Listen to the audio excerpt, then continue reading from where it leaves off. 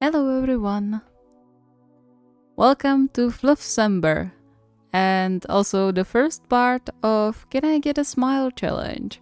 We are finally getting to Fluff, so after 2 months of angst, I hope you are looking forward to this. As always, special thanks to my lovely patrons and all of you who subscribe and watch these videos. You're keeping this channel alive and going, thank you very much, and I hope you will enjoy. Before we start, however, allow me to direct your attention to my shop, where besides the new Semishira keychains, you can also find the KyouHaba ones, the Pride bracelet collection, Nekoma bracelet, and some other cool jewelry I make. Link is in the description. Hey yeah, it's challenge time! And before you start groaning, I promise this one is super sweet. I have my doubts, but go ahead. I don't have time for challenges, sorry. We have a lot on our plates right now. No worries, it's quick and nice, you'll see. Alright, if it's sweet, then it could be a nice change of pace. Especially after the last 2 ones. Don't even remind me. How is Eita? He said he had to go back to hospital, but nothing more. He strained his vocal cords too early and almost ruined them again. Oh shit. That sounds painful. Is he okay? Yeah, they managed to help him without having to do another surgery, so that's good. But the recovery is reset. Ooh. Hoping for fast recovery for him. Yeah, we all. Thanks. Alright, so what's the challenge? Well, it seems like I came up with it at a great moment. I'm sure you will be happy to hear that your challenge is to ask your partner, can I get a smile? Aw, that sounds like a great one. Yeah, good job, Baldy. I'm not bald. But it is a nice one. Yeah, I'm in. Sounds like some of you could really use a smile from your significant other. I'll just enjoy the ride. I guess it makes sense why the more stoic ones aren't here then. Sounds like a good challenge. Don't ruin it. We should ban you from creating any challenges in the future. What did I do? Are you asking seriously? Okay, fair. So, is everyone in? Seems like it. Cool. Go make your love smile.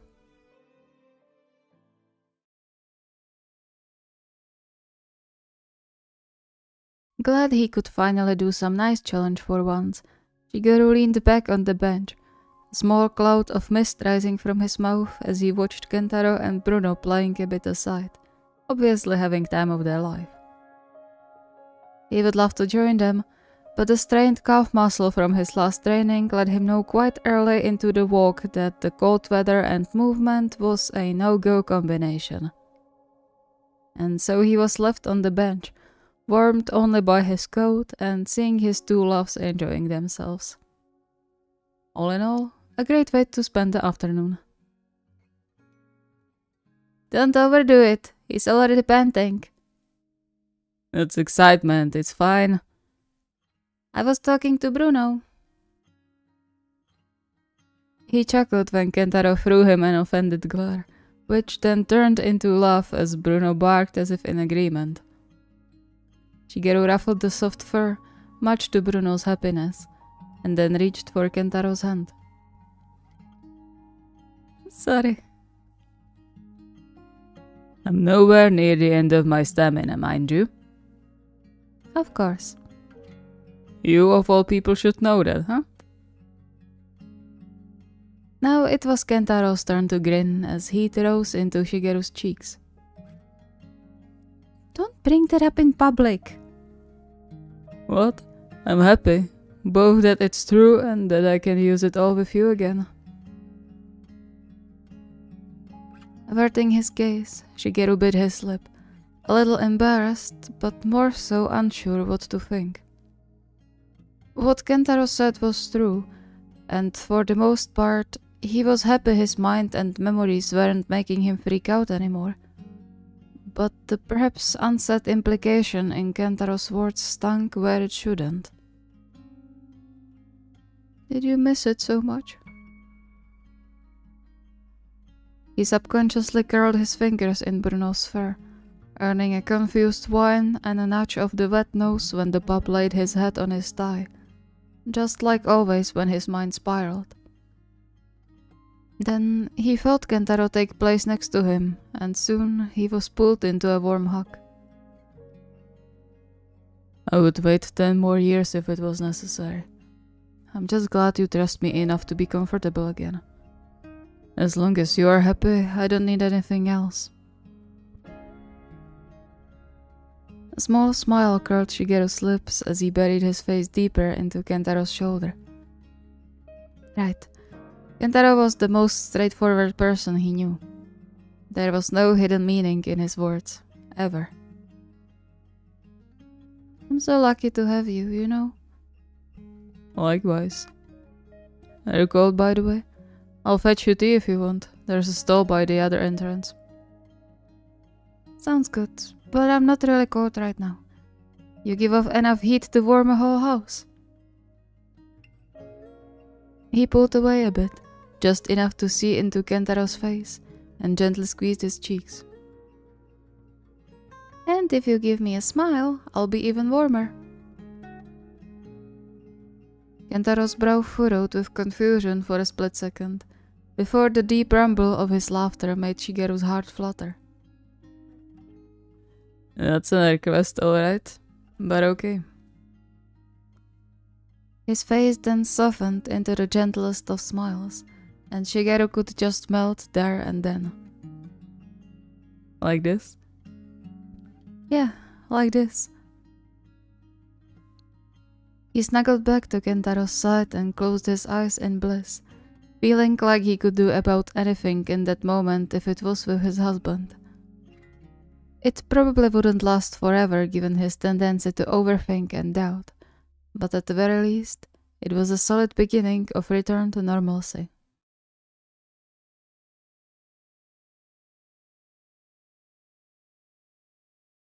If Shirabu didn't feel bad for his slip-up before, he definitely did now as he made his way through the all-too-familiar hallway at the hospital, rushing to Semi's room as much as the stroller allowed him. The horror he felt when he suddenly got a message from Semi he's headed to the doctor with Kosuke stayed with him the whole time, only intensifying when he learned Semi was taken for an examination as well. He should have known better when he saw blood. He should have known something could happen when Semi spoke way too early in his recovery stage. At least Kosuke was alright and didn't cry all the time anymore, but that was only of little comfort right now. It's all your fault. If you could deal with your emotions better, nothing would happen. You're such a screw-up and you want to play a parent? What a joke. He pressed his lips together to stop the wave of despair threatening to turn him into a broken mess again, and instead tried to smile at Kosuke, who just woke up, judging by the soft bubbly grumbling from the hill of blankets. It's okay. Papa Eita will be fine, you'll see. He's strong. He always was.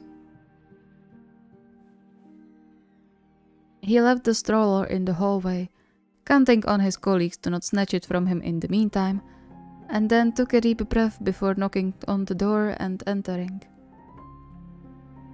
Semi looked much more relaxed than he would expect for someone who still had to be in some degree of pain. He brightened even more when they entered, though Shirabu didn't have much illusions that it was because of Kosuke in his arms rather than himself. Whatever the reason though, he was glad Semi was in good spirits. Hey, how are you doing? Semi shrugged, signing, same as before, which wasn't the news Shirabu was hoping for, but it was better than getting worse. Okay, I met Yoshida-san earlier, and he said you could go home tomorrow if there are no complications. Kosuke cooed and pumped his little hands in the air as if to show excitement, which Semi promptly returned and reached out to take him over from Shirabu. It was heartwarming to see the two interact. There was no doubt Semi was Kosuke's favorite, but that was no surprise. I bet Ko will be ecstatic to have you back home. The words came out much more strangled instead of the playful tone he was hoping for. Semi raised his eyes to him and tilted his head, motioning to Shirabu as if asking, "You don't?" I'll be happy too, of course. It's just... He sighed heavily, avoiding Semi's eyes. I'm sorry. This is all my fault. He barely suppressed a flinch when the warm hand caressed his cheek, making him look up again to see Semi's sign, "It's fine," and give him the sweetest smile he had ever seen. I guess I don't even need to ask for it now. Then would it be okay if we stayed over lunch? Ko really misses you. To that, Semi grinned and gently pinched Kosuke's chubby cheek, making the little boy smile. And Shirabu too, for the matter. He had known for ages that Semi would be an amazing dad, and the more it pained him, Semi could become a father figure only through a tragedy. But looking at the silver lining and seeing Semi play with Kosuke gave him hope that things weren't as bad in the end.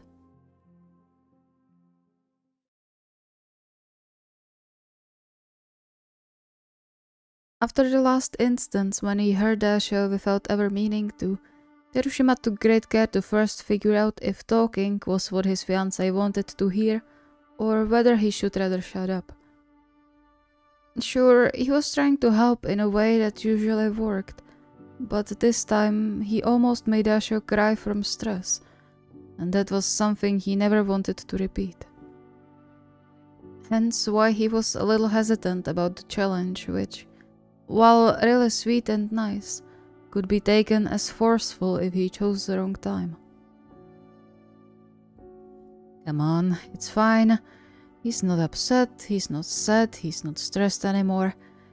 Just go easy with it and it's gonna be fine. He repeated it the whole time he was trying to concoct something for dinner, since Dasho had evening practice that day and would be too tired to cook. It wasn't the best idea to leave him in the kitchen alone, but he was confident enough in his ability that he wouldn't burn the house down or give them food poisoning. It wouldn't be as good as Dasho's cooking, definitely, but as long as it was edible. You could have waited for me. He startled and swiftly turned around before a sharp pain shot through his hand. Ouch, fuck. He stuck his bleeding finger into his mouth, inwardly cursing his inattentiveness when using a knife. Sorry, I didn't hear you come in. Asha's eyes watched him widened and startled, his expression more than just a little worried. I'm sorry, I didn't mean to surprise you. I thought you heard me and... Hey, shh, it's fine. It's just a cut, see? It was a bit deeper cut than he thought, and it stunk like all hell, blood still dripping from it quite fast. But it was still just a cut, nothing serious. However, Dasho didn't look like he was to be calmed by that. The panic stutter when he rushed for the first aid kit, telling Terushima just how scared he was. And it didn't take a genius to guess why that was. And so he caught Dasha's hand when he came back, caressing his cheek with his uninjured hand to not get blood on him, smiling. Little down. It's okay. It's not your fault I don't pay attention when cutting. But if I didn't startle you... Don't worry about it, Do you know how many times I got cut with scissors when training at school? This is nothing. Let's just wrap it up and all's good. He felt a bit like his dad when he was little and got a scrape or a bruise. But as long as it helped calm Dasho down, he would go full parent mode. Finally, Dasho took a deep breath and nodded, taking out the plasters and disinfectant. Soon the bleeding was stopped, the little blood on the counters and floor cleaned, and Dasho's hands no longer trembled. Terushou took the opportunity and wrapped his arms around his waist to pull him close, melting when Dasho's cheeks colored pink. Now give me a smile and I'm healed. Dasho blinked in confusion at that request, but then his face softened with a smile only he could muster. So warm and sweet it made Terushou weak in his knees. It was a miracle, really, and he was going to treasure the sight of his beloved's smile like the most precious diamond.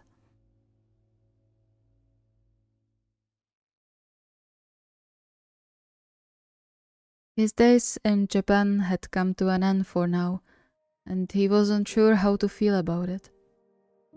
Sure, he was glad he was about to experience a whole new elite league and compare his skills to the other top players in Poland, Ushijima included. But at the same time, he had never been this far from home. From love. His heart ached the whole way Nakamura drove them to the airport, even more so when he started feeling Lev's hands trembling from how much he was squeezing his. Or perhaps there were more factors at play if he could judge by his tightly pressed lips and his inability to look him in the eyes. He's taking it so much harder than I thought. But he wasn't surprised. Just glad they could spend the last 4 days together and out of the hospital, no matter how chaotic the time was.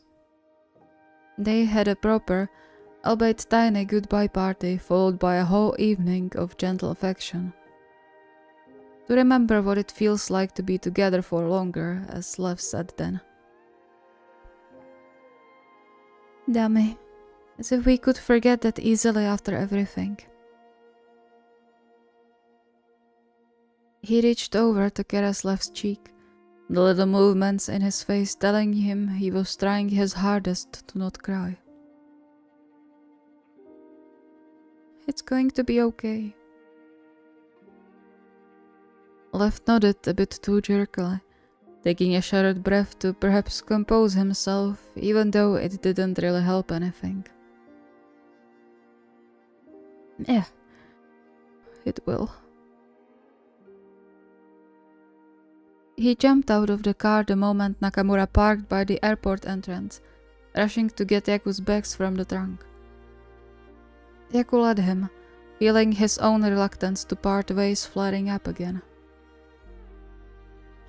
It was fine. It was just another step on his life journey, and eventually their paths would cross again, even if just for a short vacation. Eventually. I'll wait for you here, okay? Go check your bags and come back here. Last minute briefing. Alright. He did as he was told, gathering his boarding pass and passport before heading back to the two waiting for him in front of the security check line. All good. Okay. I know we said mostly everything concerning your safety, but just please remember to keep an eye out. I don't expect our creepy guy to fly all the way to Poland, but he surprised us before, so better safe than sorry. I know.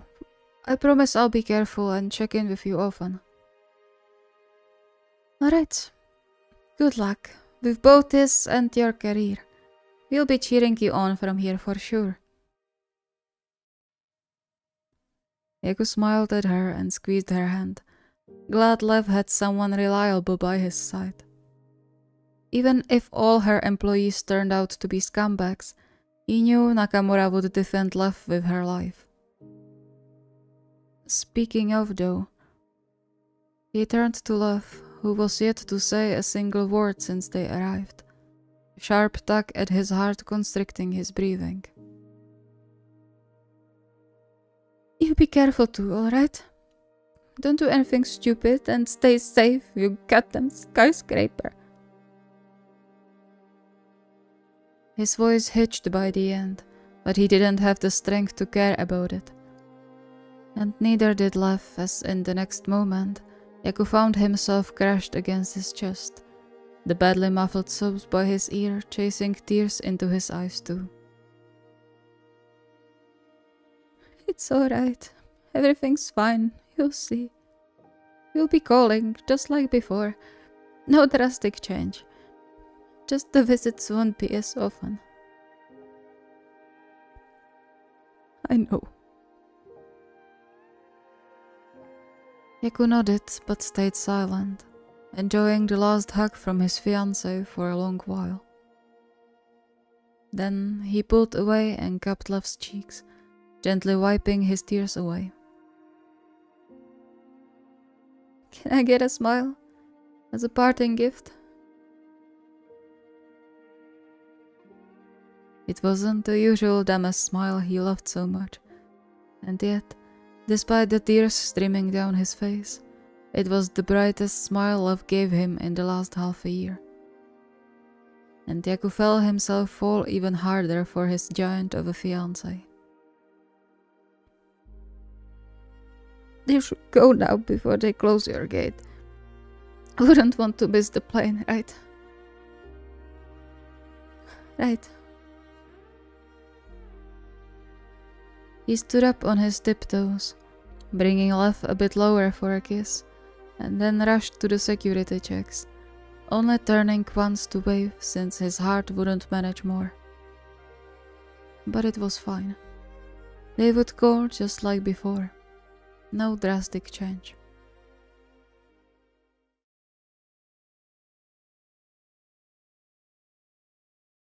Still feeling somewhat bad for the previous challenge he did, Atsumu welcomed the change to sweetness with this one. Sure, making Sakusa smile was not as difficult as years ago, but his smile still wasn't a common sight in the household, making every instance a memorable moment. At least that's what Atsumu thought until he realized he couldn't recall the particular moments anymore. Pretty sure that was a bad thing. He did everything to prepare his grounds for asking the question that day, apparently shifting his behavior so much even their teammates took note. But that wasn't important. He just needed to get his boyfriend in good mood. Hey Omi, could we stop at the onigiri place along the way? I promised Samu a competition review. Sakusa raised his eyebrows at him, but then just shrugged. Sure, whatever. It's along the way anyway. Though I don't understand why your brother needs a review of a place so far from his restaurant. You know Samu. Always particular about competition. Sure.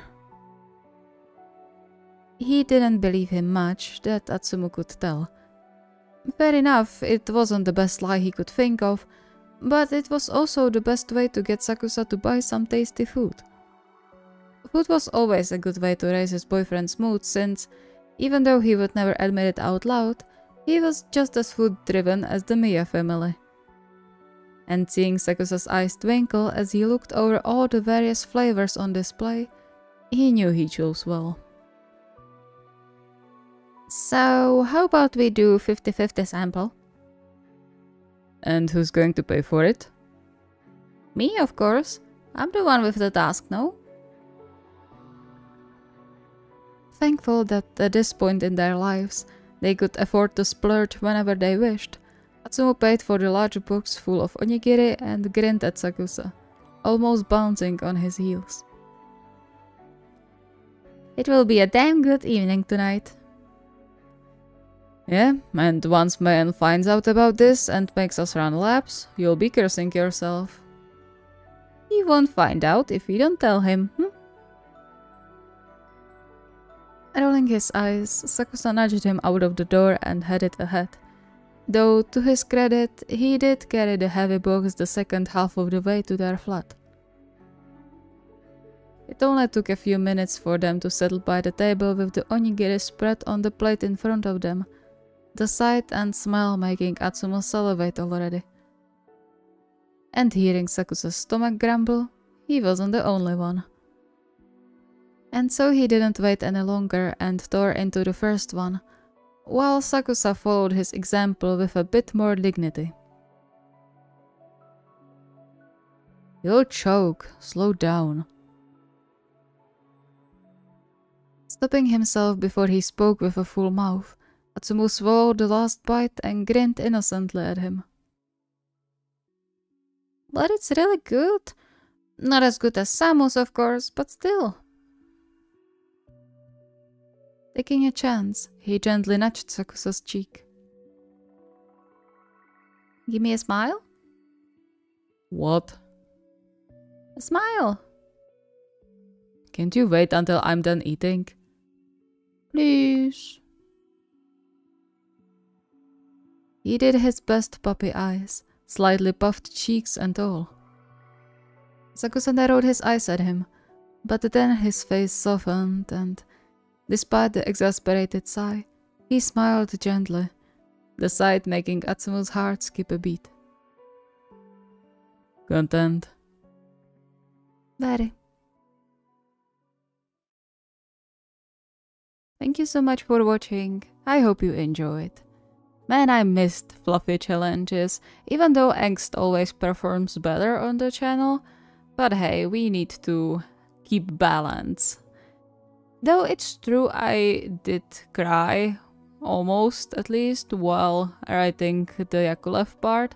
I don't know why. I didn't cry while writing consequences, mostly probably because I was mad.